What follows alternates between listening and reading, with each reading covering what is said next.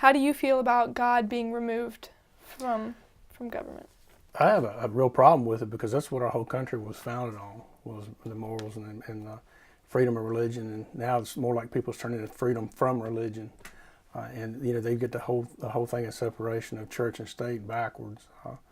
We shouldn't be removing God from our government because, especially talking about being in law enforcement, and in court everything is based on truth. And if you don't have a moral compass to set that by, then what good is it to have somebody to come and swear to tell the truth?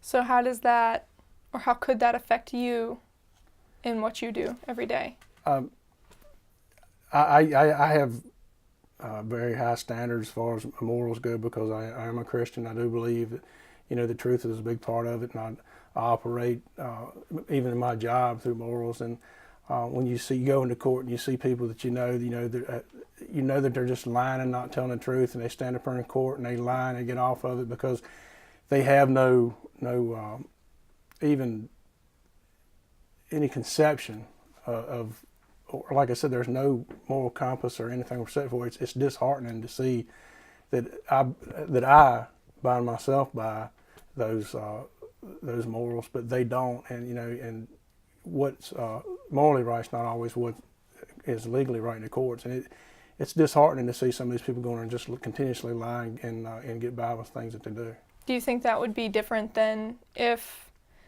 God was up on every monumental thing in Washington? Or do you think that it doesn't matter, people just are like their morals are I think having less? it, first of all, having it up in the monument stuff where it's already at, and then, for example, they're taking it, the monies and stuff, they're taking it out of plain sight and they're hiding it, and taking the quotes that they're putting up on the monuments and taking out parts of it. You can't change history. History is what it is, and now they're not even teaching our children. Well, they're kind of Right. changing history in a sense. They're trying to do that. They're not even teaching our youth the correct history. They're teaching things the way they want. When I say they, I'm talking about the people who want to remove the God from the government, and not have it. Not even putting Ten Commandments or anything up in any public buildings. They want to remove that part of history, and I think in a way to reflect and just change it to what they want people to believe and not what has actually happened through history. So in just talking about schools and taking it away, how do you think taking God out of that type of schools, of government, how do you think that'll affect our future generation? Well, I'm at the age I can remember when we had prayer in school. I can remember when we had Bible classes in school. There was a difference. It was, like I said, and also it was taught in the homes too. And that was some of the only places that some kids got any form of teaching about Christ or God was in schools. And now that they've taken that out, you can definitely see a change in the atmosphere as far as the respect that the students have for each other, for the administration, the teachers. It's just, you could tell a big difference. I mean, I know I can because I lived it, I've seen it, I've seen both sides of it. And I think, you start in the schools and then you get into government, you start taking out of the government, then there's no checks and balances anywhere as far as, like I said, I keep going back to that moral compass thing because we have to have a higher standard for morals because if we just base on what man thinks is morally right, what might be acceptable to me might not be to you. But if we all use the same, if we use God's word and all that as our moral compass, then we have one level that we have to try to reach. Yeah, and that's true. What do you think the country will continue? Do you think the country will continue to take out God, or do you think that bringing in President-elect Donald Trump, do you think things will change, or do you think that'll?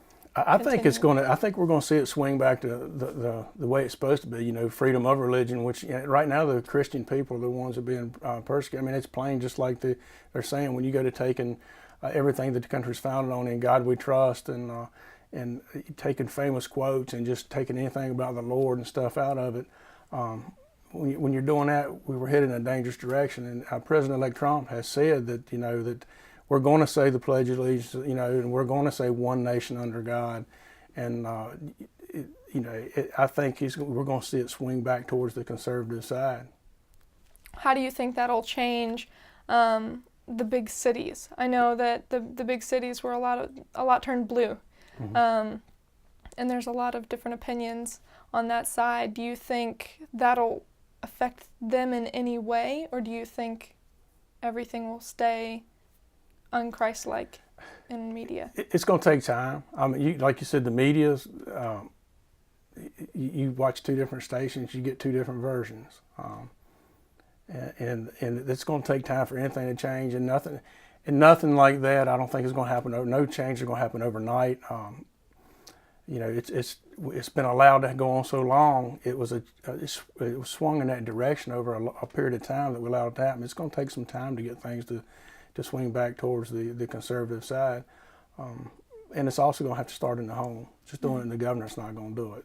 If it doesn't start in the home, then the government can do what they want to do, but you still got to teach that stuff in the home.